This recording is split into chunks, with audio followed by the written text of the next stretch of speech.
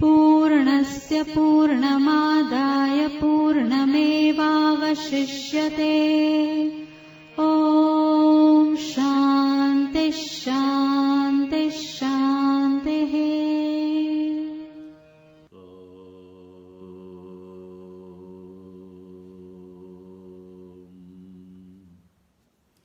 भद्रं कर्णेभिः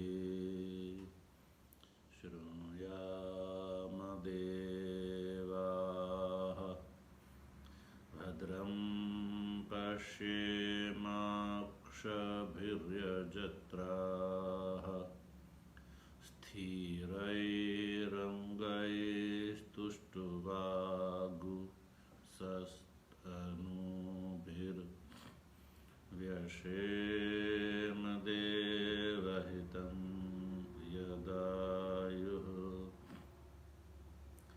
स्वस्ति न इन्द्रो वृद्धश्रवाः, स्वस्ति नः पूषा विश्ववेदाः, स्वस्ति नस्तार्क्ष्यो अरिष्टनेमिः, स्वस्ति नो बृहस्पतिर्दधातु।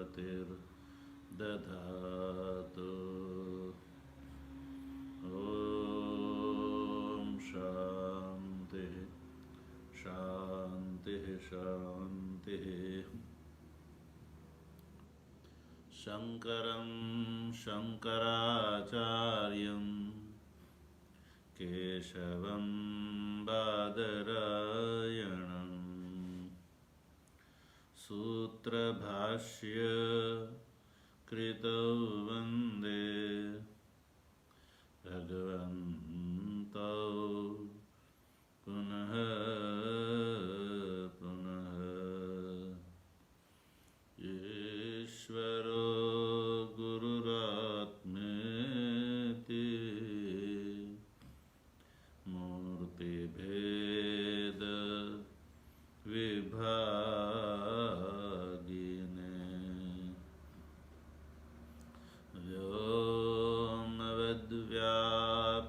व्योमवद्व्याप्तदेहाय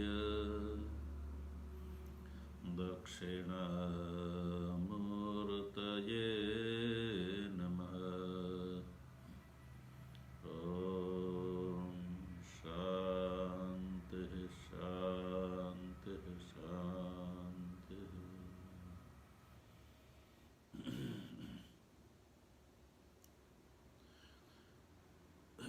तत्व जिज्ञासु सज्जनों,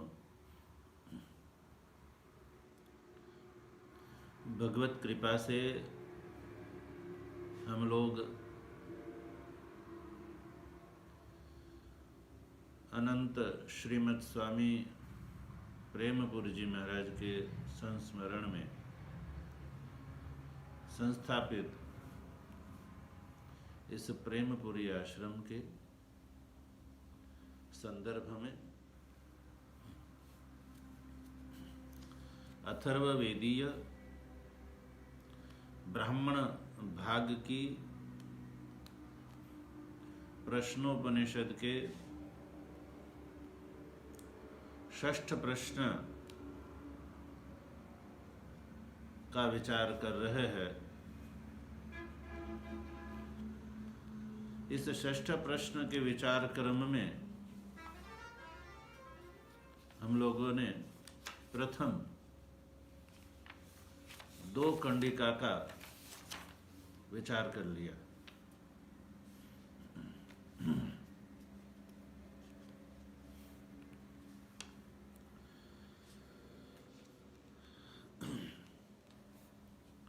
प्रथम कंडिका में आख्यायिका का कथन पूर्वक प्रश्न का उल्लेख है।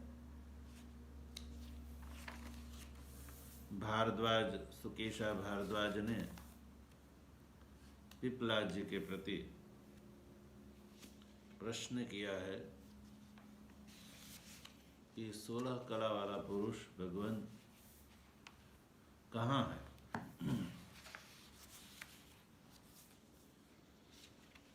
द्वितीय कंडिका में आचार्य पिप्पलाद के द्वारा दिया गया उत्तर का उल्लेख है। पिप्पलादाचार्य जी ने उत्तर दिया कि इहैव अंतः शरीरे सौम्य स पुरुषः। कहा कि हे सौम्य प्रियदर्शन, स पुरुषः इहैव शरीरे अंतः।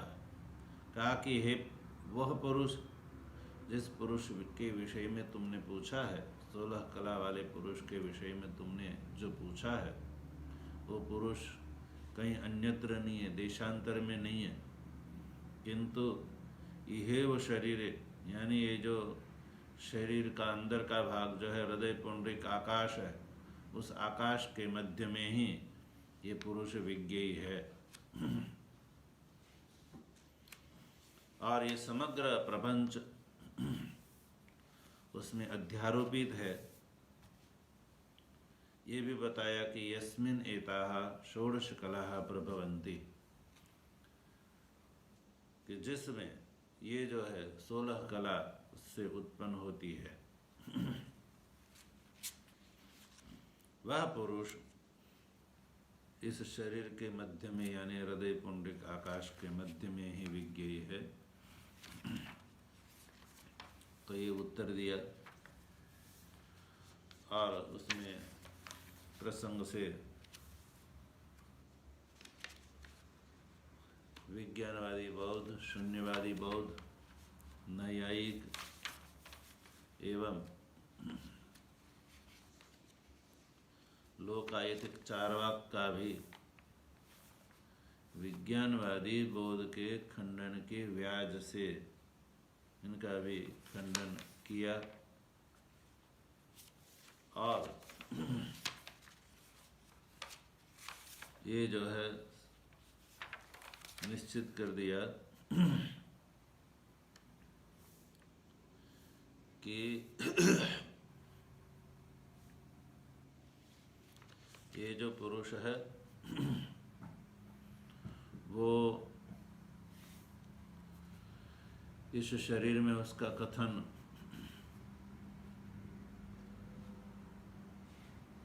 होने से ये परिच्छिन्न है और परिच्छिन्न होने से उसमें अनित्य दोष आएगा, ये जो शंका है उसका भी निराकरण कर दिया।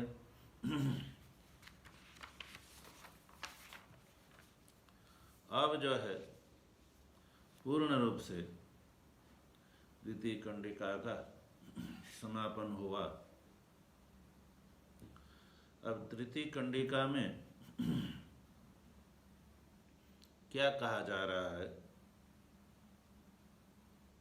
उसका उल्लेख भगवान भाष्यकार सर्वप्रथम अवतरणिका में करते हैं। अवतरणिका को पढ़ते हैं, आप लोग सब देखिए ग्रंथ में।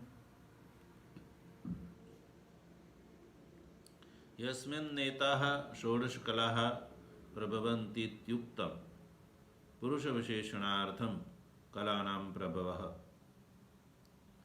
स चान्यार्थोपि श्रुतः येन क्रमेण स्याद् इति अतः इदम् उच्यते।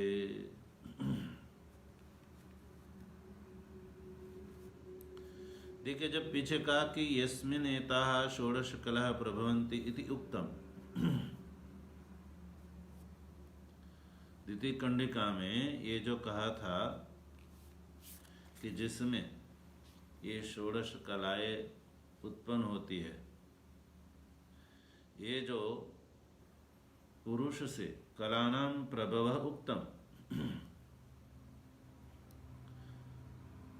कलानां प्रभव उक्तम, ये जो पूर्व वाक्य में यानी पूर्व कंडिका में यानी द्वितीय कंडिका में पुरुष से जो कलाओं का जो प्रभाव बताया, कलानां प्रभव उक्तम,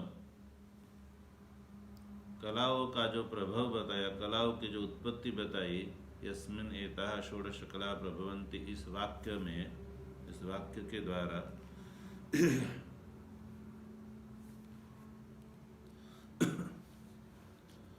वो किस लिए बताया, कलाओं का प्रभाव उस पुरुष से क्यों बताया गया? तो कहा पुरुष विशेषणार्थम उक्तम, पुरुष विशेषणार्थम उत्तम। कलाओं का जो प्रभाव पुरुष से बताया वो पुरुष के विशेषण के लिए वो बताया गया। पुरुष के विशेषण के लिए बताया, यानी कि अध्यारोप न्याय से पुरुष का बोध हो जाए इसलिए बताया। पुरुष से कलाओं की उत्पत्ति का जो यहाँ पर उल्लेख है, जो बताया गया है, उसका क्या कारण है? श्रुति ने क्यों उस पुरुष से कलाओं की उत्पत्ति बताई? तो भाष्यकार ने उसका उद्देश्य बताया, पुरुष विशेषणार्थम, पुरुष का विशेषण हो इसलिए, पुरुष के विशेषण के लिए बताया।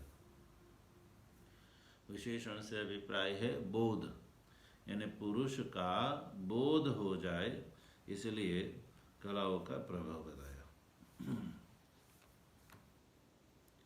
अध्यारोप न्याय से पुरुष का बोध हो जाए इसलिए पुरुष से कलाओं का प्रभाव पिछली यानी द्वितीय कंडिका में बताया गया। तो यहाँ तक के भाष्य ग्रंथ में द्वितीय कंडिका में जो कहा था उसका संक्षेप से भाष्यकार ने यहाँ पर उल्लेख किया। अब जो है आगे लिखते हैं कि सच अन्य अर्थों पे श्रुतः, यानी सच अन्य अर्थों पे श्रुतः, यानी अभिप्राय ये है कि अन्य अर्थ अपि श्रुतः, इससे अन्य अर्थ जो है वो भी सुना गया है। अन्य अर्थ से अभिप्राय है अपवाद।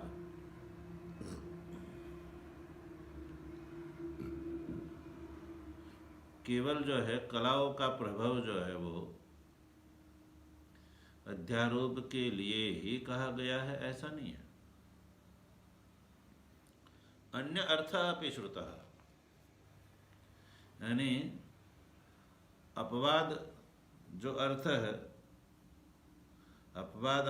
अपवाद के लिए भी जो है ये यस्मिनेता षोडश कला प्रभवन्ति, ये जो है कहा गया है।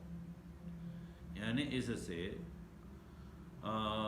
अध्यारोप अपवाद न्याय से पुरुष का बोध हो जाए इसलिए ये जो है अध्यारोप अपवाद यहाँ पर श्रुति के द्वारा कहा गया है।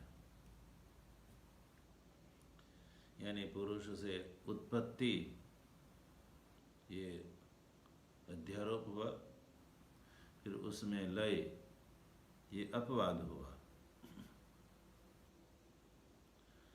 अब जो है यहाँ पर ये बात हो गई, तब एक प्रश्न उठता है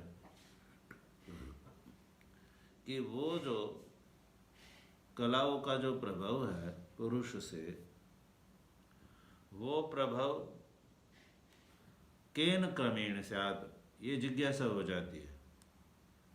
कलाओं की जो उत्पत्ति पुरुष से बताई गई तो किस क्रम से उत्पत्ति होती है? तो जो अपवाद है वो क्रम से भी होना चाहिए, अध्यारोप अपवाद क्रम से भी होना चाहिए, इसलिए क्रम पूछा जा रहा है। केन क्रमेण स्यात्,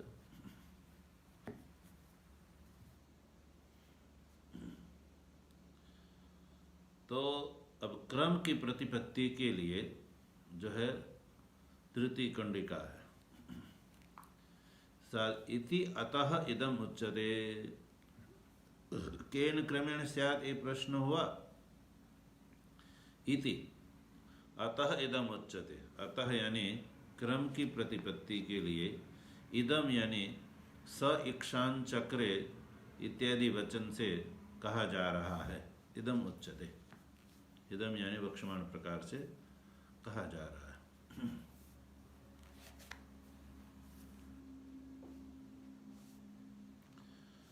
अब जो है क्रम की उत्पत्ति यहाँ क्यों बताई जा रही है, इससे क्या लाभ होना है? क्रम बता करके, यानी कलाओं का प्रभाव पुरुष से किस क्रम से उत्पन्न होता है, वो क्रम बताने से क्या लाभ होगा? तो जो है क्रम की प्रतिपत्ति जो है, कलाओं की जो उत्पत्ति की प्रतिपत्ति है, वो एकदम सरलता से हो जाए। कला उत्पत्ति की प्रतिपत्ति सुकरता से हो जाए, यानी सरलता से हो जाए, इसलिए क्रम बताया जा रहा है।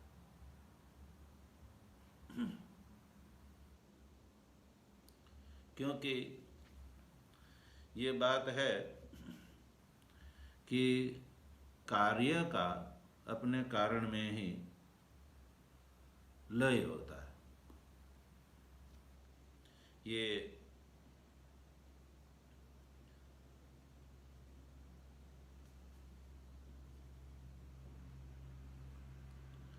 विपर्ययेण तो क्रमो अतः उपपद्यते, ये जो है ब्रह्मसूत्र के न्याय से भी यही लाभ होता है कि कार्य का अपने कारण में क्रम से लय यानी अपवाद होता है। ये बात सरलता से समझ में आ जाए, इसलिए भी यहाँ पर जो है वो अगला ग्रंथ, अगली पंक्ति बताई जा रही है, क्रम बताया जा रहा है। क्रम का बोध होने पर ये निश्चय हो जाता है कि कार्य का स्व कारण में जो अपवाद है वो सरलता से समझ में आ जाए। अब जो है पुरुष में ईक्षण की उक्ति का प्रयोजन क्या है? तृतीय कंडिका में पुरुष में ईक्षण बताया जा रहा है, उस ईक्षण का क्या प्रयोजन है, ये भी जो है भाष्यकार अगली पंक्ति में बता रहे। देखो, चेतन पूर्विका च सृष्टि इति एवं अर्थम च। एक तो किस क्रम से पुरुष से कलाओं का प्रभाव होता है, वो क्रम का बोध के लिए भी अगली तृतीय कंडिका है। और इतना ही नहीं,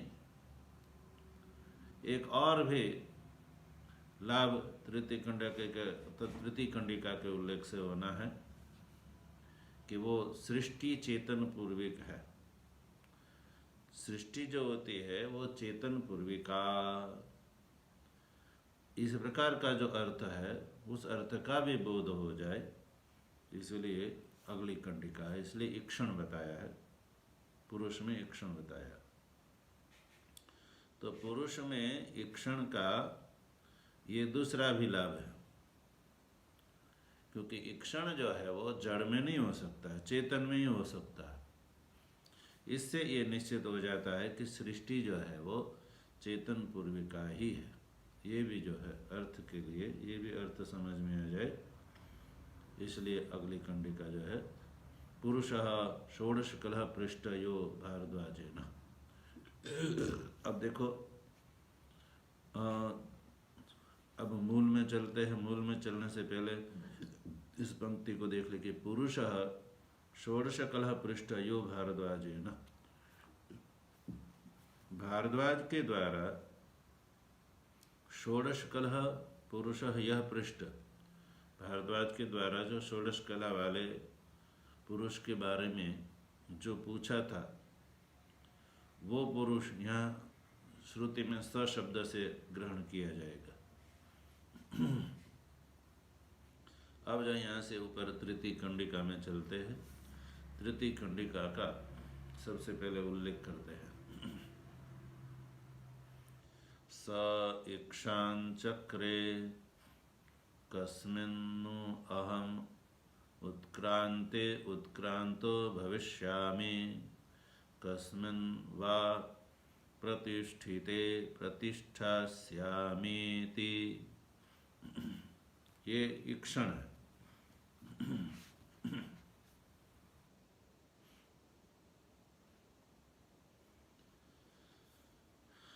स इक्षान चक्रे, स से अभिप्राय है पूर्व कंडिका में जिस पुरुष का उल्लेख किया है वो पुरुष यहाँ स शब्द से ग्रहण किया जाएगा। उस पुरुष ने इक्षान चक्र यानी इक्षण क्रिया, इक्षण किया। इक्षण माने क्या? इक्षण का अर्थ है दर्शनम, यानी दर्शनम चक्र, दर्शन किया, इक्षण किया या सोचा या संकल्प किया।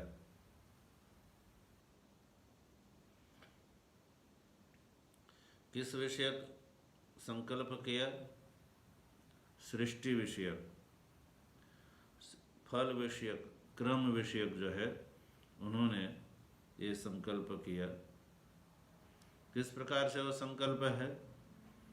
तो वो जो है संकल्प या इक्षण किस प्रकार का है? तो श्रुति में खुद बताया, कस्मिन् कस्मिन्नु उत्क्रांते उत्क्रांतः भविष्यामि, ये एक बात। और कस्मिन् वा प्रतिष्ठते प्रतिष्ठास्यामि, ये इक्षण का अभिनय है, इक्षण का स्वरूप है। श्रुति ने इक्षण का स्वरूप बताया कि कस्मिन् उत्क्रांते, यानी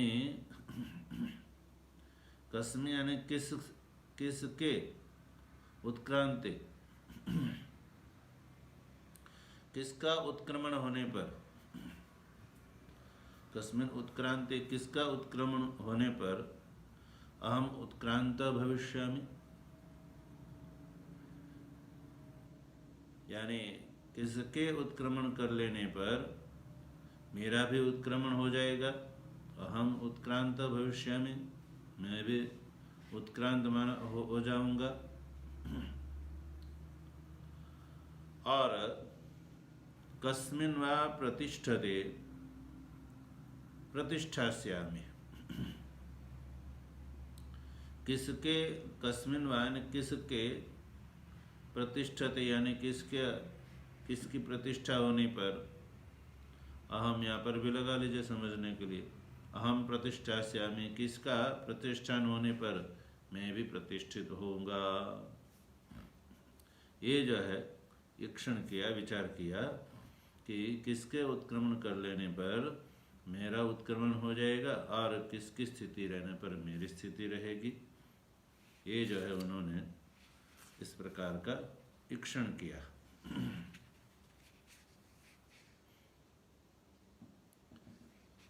तो ये सामान्य रूप से आपको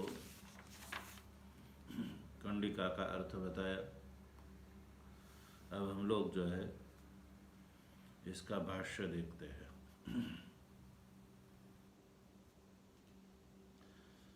पुरुषः षोडशकलः पृष्ठो यो भारद्वाजेन स इक्षांचक्र ईक्षणं दर्शनं चक्रे कृतवान् इत्यर्थः।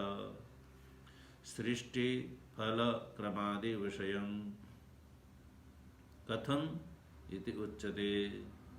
कस्मिन् कर्तृविशेषे देहाद् उत्क्रांते उत्क्रांतः भविष्यामि अहम् एवं कस्मिन् वा शरीरे प्रतिष्ठते अहं प्रतिष्ठास्यामि प्रतिष्ठितः स्याम इत्यर्थः।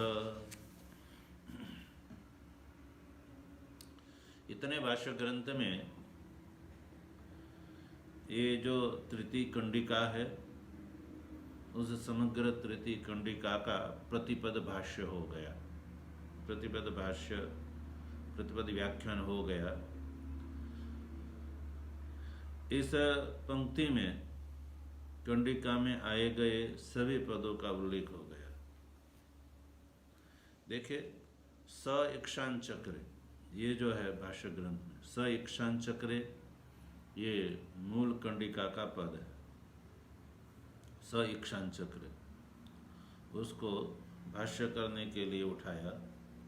कंडिका में सबसे पहले जो स इक्षान चक्र है उसको भाष्य करने के लिए उठाया, स इक्षान चक्र।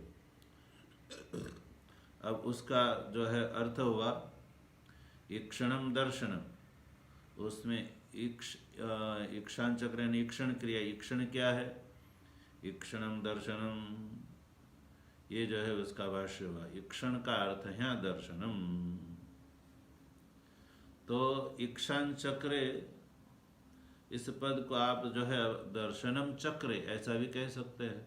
दर्शनम चक्रे, सदर्शनम चक्रे, चक्र। अब चक्र का भी अर्थ बता दिया भाष्यकार ने, कृतवान इत्यर्थः। ईक्षान चक्रे में ईक्षण का अर्थ हुआ दर्शनम और चक्रे का अर्थ हुआ कृतवान। तो जो मूल कंडिका में स इक्षान चक्रे, ये जो ग्रंथ है उसका अर्थ हुआ कि स यानी जो भारद्वाज ने, जो षोडश कला वाला जो पुरुष जो पूछा है, उस पुरुष ने, स से वो पुरुष ग्रहण किया जाएगा कि स पुरुष इक्षान चक्र यानी उस पुरुष ने ईक्षण यानी दर्शन, चक्र यानी क्रिया, कृतवान यानी उस पुरुष ने दर्शन किया यानी विचार किया।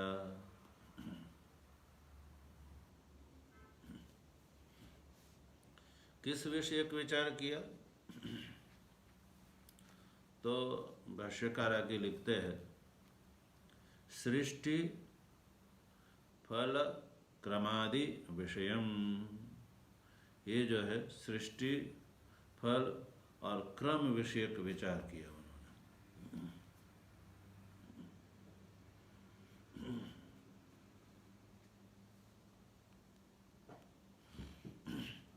सृष्टि विषयक विचार किया। सृष्टि से क्या अभिप्राय है? तो सृष्टि से अर्थ है प्राणादि सृष्टि ही, जो आगे अगली कंडिका में जो बताया जा रहा है। प्राणादि सृष्टि का यहाँ पर 16 कलाओं का जो उल्लेख है वो सबसे पहले स प्राणम असृजत। तो सृष्टि से भी प्राणादि सृष्टि, प्राणादि सृष्टि संबंधी उन्होंने ईक्षण यानी दर्शन किया। फिर कहा कि फल, फल विषयक भी विचार में फल भी आ जाएगा। फल का अर्थ है उसका जो है उत्क्रांति आदि फल, उस पुरुष का जो है उत्क्रमण रूपी जो है फल, उत्क्रांति आदि फल हो जाएगा। फिर क्रम विषयक भी ईक्षण यहाँ पर ले लीजिए। क्रम संबंधी ईक्षण किया। क्रम क्या है? तो यही जो अगली कंडिका में बताया जाए, प्राणात श्रद्धाम इत्यादि, प्राण से श्रद्धा इत्यादि जो है अनंतर जो है कहा गया है। वो क्रमादि में जो आदि पद है, आदि शब्द से जो ही अगली कंडिका में जो लोकेशु नाम च, ये जो आधार आदि विशेष है वो यहाँ पर आदि से ग्रहण किया जाएगा। तो इस प्रकार से उस पुरुष ने सृष्टि फल क्रम वगैरह के विषय में उन्होंने ईक्षण किया। अब जो है स ईक्षण चक्र का भाष्य हो गया। अब जो वो प्रकार पूछा जा रहा है, कथम इति उच्यते, कथम माने किस प्रकार से वो ईक्षण किया, तो उसको अगली कंडिका में देखो, कस्मिन् कर्तृविशेषे देहाद उत्क्रांतो भविष्यामि अहम। ये जो है मूल कंडिका में जो कस्मिन् अहम उत्क्रांते उत्क्रांतो भविष्यामि, यहाँ तक का जो मूल ग्रंथ है उस मूल ग्रंथ का प्रतिपद व्याख्यान यहाँ तक हुआ। यानी कस्मिन् कर्तृविशेषे देहाद उत्क्रांत उत्क्रांतो भविष्यामि अहम। तो मूल में जब कस्मिन् शब्द का प्रयोग है तो कस्मिन् से अभिप्राय है किस कर्तृविशेष, किस कर्ता विशेष से।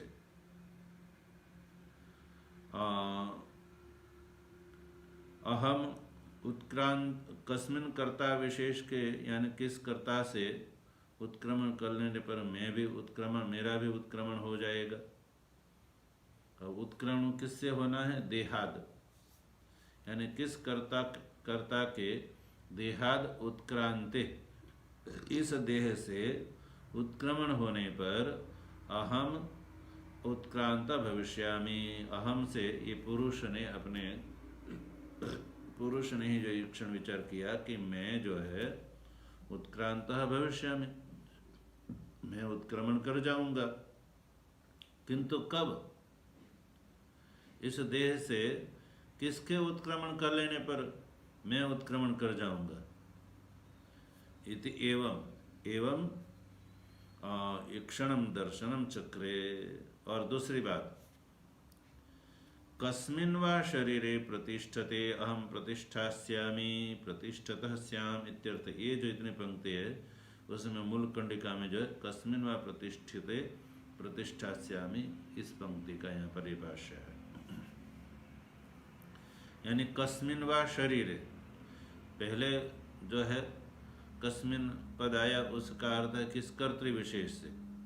देह से उत्क्रमण करने पर पुरुष ने ईक्षण किया कि मेरा भी उत्क्रमण हो जाएगा, मैं भी उत्क्रमण करके चला जाऊंगा। और फिर जो है अगली पंक्ति में कस्मिन् प्रतिष्ठते, उसमें कस्मिन् का अभिप्राय है किस शरीर विशेष से। कस्मिन् वा शरीरे, किस शरीर में, प्रतिष्ठते अहम प्रतिष्ठा से हमें, किस शरीर में किस शरीर में प्रतिष्ठा होने पर अहम प्रतिष्ठास्यामि, मेरी भी प्रतिष्ठा हो जाएगी, मैं भी प्रतिष्ठित हो जाऊंगा। शरीर में किसके प्रतिष्ठित होने पर मैं भी प्रतिष्ठित हो जाऊंगा, यानी किसकी स्थिति होने पर मैं भी स्थित रह जाऊंगा, और किसके उत्क्रमण करने पर मेरा भी उत्क्रमण हो जाएगा। इस प्रकार से उन्होंने ईक्षण किया।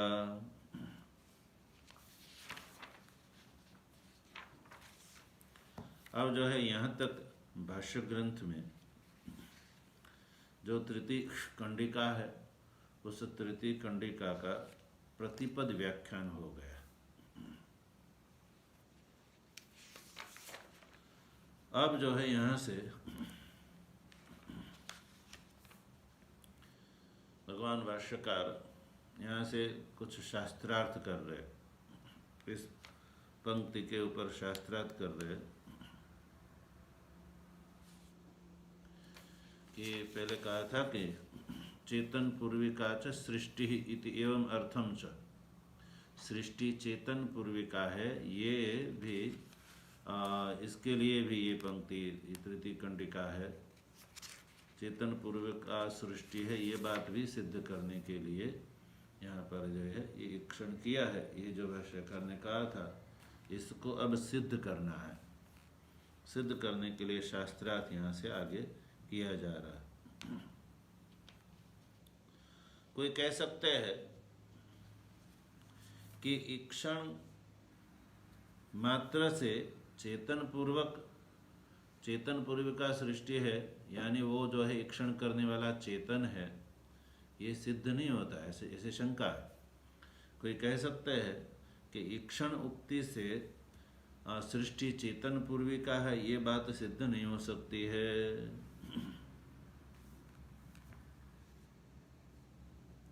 क्योंकि आपका जो है चेतन जो है वो अकर्तृ है। पूर्व पक्ष कह सकते हैं कि आपका जो चेतन है वो तो अकर्ता है, और अकर्ता होने से वो हेतु नहीं बन पाएगा। जो अकर्ता है इसलिए हेतु नहीं बन पाएगा। तो अकर्ता है तो उसमें जो है पहले तो ईक्षण नहीं होगा, और ईक्षण है तो उससे चेतन पूर्वकत्व सृष्टि का कर्ता चेतन है, वो चेतन पूर्वकत्व की सिद्धि नहीं हो पाएगी। बल्कि सांख्य की शंका है, तो सांख्य कहते हैं कि प्रधानादि जो है वो विक्रियावान होने से वो जो है सृष्टि का हेतु बन सकते हैं, और जो है रही बात ईक्षण की, प्रधान जो है जड़ है इसलिए उसमें ईक्षण घटेगा नहीं, किंतु वो ईक्षण भी जो है अन्यथा प्रकार से भी जो है बताया जा सकता है। इस प्रकार ये सांख्य की शंका यहाँ पर उठा करके जो है ये यहाँ पर उसका खंडन करेंगे, और ये निश्चित किया जाएगा कि सृष्टि जो है, सृष्टि का जो है ईक्षण है, वो ईक्षण यहाँ पर चेतन पूर्वक ही हो सकता है। चेतन पूर्वकत्व की सिद्धि के लिए यहाँ से शास्त्रार्थ किया जा रहा है। देखो पंक्ति में, ननु आत्मा अकर्ता प्रधानं कर्त्री अतः पुरुषार्थं प्रयोजनम् उररीकृत्य प्रधानं प्रवर्तते महदादि आकारेण तत्र इदम् अनुपपन्नं पुरुषस्य स्वातन्त्र्येण इच्छापूर्वकं कर्तृत्ववचनम्।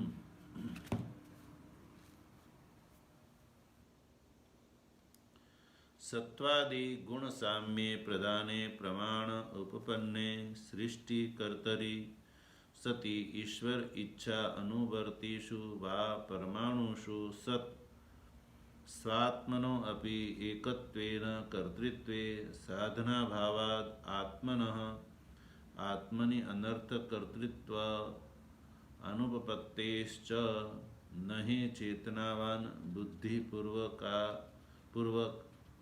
पूर्वकारी आत्मनो अनर्थम कुर्यात्।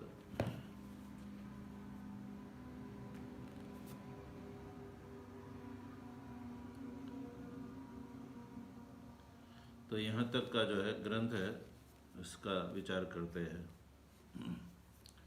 शंका है ये,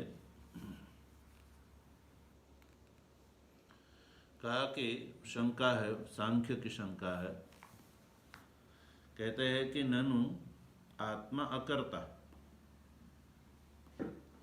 सांख्य कहते हैं कि आत्मा तो वेदांत सिद्धांत में आत्मा को तो अकर्ता माना गया है, और प्रधानम कर्तृ, प्रधान जो है वो कर्ता है। प्रधानम कर्तृ, प्रधान से अभिप्राय है सांख्य का जो है सृष्टि का कारण जो है प्रधान, वो प्रधान जो है वो करता है। अतः यानी जिस कारण से आपका जो है आत्मा करता है और प्रधान जो है करता है, इसलिए पुरुषार्थम प्रयोजनम उरीकृत्य, पुरुषार्थ रूप जो प्रयोजन है उसको स्वीकार करके प्रधानम प्रवर्तते, प्रधान जो है वो प्रवृत्त होता है। किस रूप से प्रवृत्त होता है? तो कहा महदादि आकारेण, महदादि आकार से जो है वो प्रधान की ही प्रवृत्ति होती है। प्रधान ही इस सृष्टि का जो है वो कारण है। इसलिए जब प्रधान से ही ये जो है सृष्टि संभव है, महदादि आकार से प्रधान ही जो है परिणित होता है सृष्टि के रूप में, तो तत्र मन ऐसी अवस्था में इदम अनुपपन्नम, ये अनुपपन्न हो जाता है। क्या अनुपपन्न हो जाता है? कि पुरुषस्य स्वातंत्र्येण इच्छापूर्वकम कर्तृत्व वचन।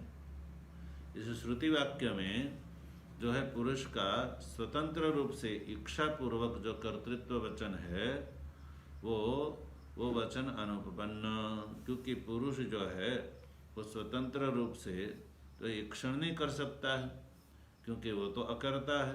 तो अकर्ता पुरुष में स्वतंत्र रूप से यानी किसी की सहायता लिए बिना जो है इच्छापूर्वक जो कर्तृत्व वचन है वो जो है वो अनुपपन्न है, घट नहीं सकता है। और प्रधान में जो है वो घट सकता है कि सत्वादि गुण साम्य प्रधाने प्रमाण उपपन्ने सृष्टिकर्तरि सति ईश्वर इच्छानुवृत्तिषु वा परमाणुषु सत् स्वात्मनः अपि एकत्वेन कर्तृत्वे साधनाभावात् आत्मनः आत्मनि अनर्थकर्तृत्व अनुपपत्तेश्च। कहते हैं ये जो है पुरुष जब अकर्ता है तो उसमें स्वतंत्र रूप से इक्षण पूर्वक जो है कर्तृत्व वचन जो है वो श्रुति में बताया है। तो वो जो है श्रुति का अभिप्राय यही हो सकता है कि प्रधान ही महदादि आकार से सृष्टि क्रम से उत्पन्न होता है। आत्मा तो अकर्ता है, तो अकर्ता जो आत्मा है उसमें जो है स्वतंत्र रूप से एक क्षण जो है अनुपपन्न है, घट नहीं सकता है।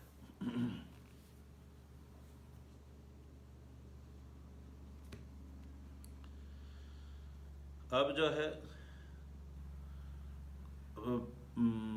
सांख्य को ये पूछा जाए कि आपका प्रधान है वो भी तो एक ही है, जैसे पुरुष एक है इसलिए जैसे सांख्य ने कहा कि पुरुष एक है इसलिए सहकारी के बिना पुरुष जो है वो ईक्षण नहीं कर सकता है। तो सांख्य को भी ये पूछा जाए कि आपका प्रधान भी एक ही है, तो उसमें भी कोई सहकारी नहीं है। सहकारी अभावत उसमें भी कारणत्व की अनुपपत्ति ही होगी। प्रधान में भी सहकारी के अभाव में कारणत्व की अनुपपत्ति होगी।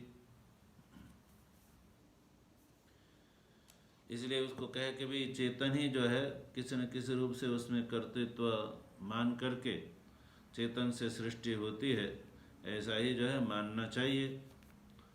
तो इस बात को ध्यान में रखते हुए सांख्य जो है कहते हैं कि सत्वादि गुण साम्य प्रधाने प्रमाण उपपन्ने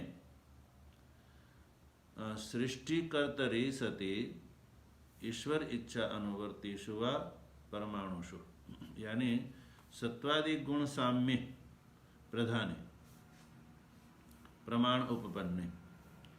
सत्वादि जो गुण है, सत्वगुण, रजोगुण एवं तमोगुण, ये गुण की जो है साम्य अवस्था है उसी को ही प्रधान कहते हैं। प्रधान का अभिप्राय है सत्वगुण, रजोगुण और तमोगुण की जो साम्य अवस्था, उसी का ही जो है नाम प्रधान है। और वो सृष्टिकर्तरि प्रमाण उपपन्न, प्रधान जो है वो सृष्टि का कर्ता है। इस सृष्टि के कर्ता के रूप में जब प्रमाण उपपन्न यानी प्रमाण जब उत्पन्न हो जाता है, प्रमाण है कौन सा प्रमाण, अजाम एकाम इत्यादि जो है वो प्रमाण जब है तो प्रमाण सृष्टिकर्तरि प्रमाण उपपन्ने सति, जब सृष्टि के कर्ता के रूप में प्रधान ही है, इस विषय में प्रमाण जब उपपन्न हो जाता है। और पुरुष जो है, पुरुष में स्वतंत्र रूप से इच्छा पूर्वक जो है कर्तृत्व वचन अनुपपन्न है और सांख्य प्रधान के पक्ष में प्रमाण उपपन्न है, तो फिर ईश्वर इच्छा अनुवर्तिषु व परमाणुषु, अथवा ईश्वर की इच्छा से अनुवर्तित जो परमाणु है, परमाणु सत स्वात्मनः अपि एकत्वेन कर्तृत्वे साधन अभावात् आत्मनः आत्मनि अनर्थ कर्तृत्व अनुपपत्तिश्च। यहाँ से और भी एक बात कही जा रही है और शंका, ये सांख्य विषयक शंका है, उसका विशेष विचार फिर हम लोग जो है कल ही करेंगे। समय हो जाने से यहीं रखते हैं। ओम भद्रं कर्णेभिः शृणुयाम देवा। पश्येमाक्षभिर्यजत्राः स्थिरैरङ्गैस्तुष्टुवागुंसस्तनूभिर्व्यसेम देवहितं यदायुः स्वस्ति न इन्द्रो वृद्धश्रवाः स्वस्ति नः पूषा विश्ववेदाः स्वस्ति नस्तार्क्ष्यो अरिष्टनेमिः स्वस्ति नो बृहस्पतिर्दधातु ॐ शान्तिः शान्तिः शान्तिः। शङ्करं शङ्कराचार्यं केशवं बादरायणं सूत्रभाष्यकृतौ वन्दे भगवन्तौ पुनः पुनः। ईश्वरो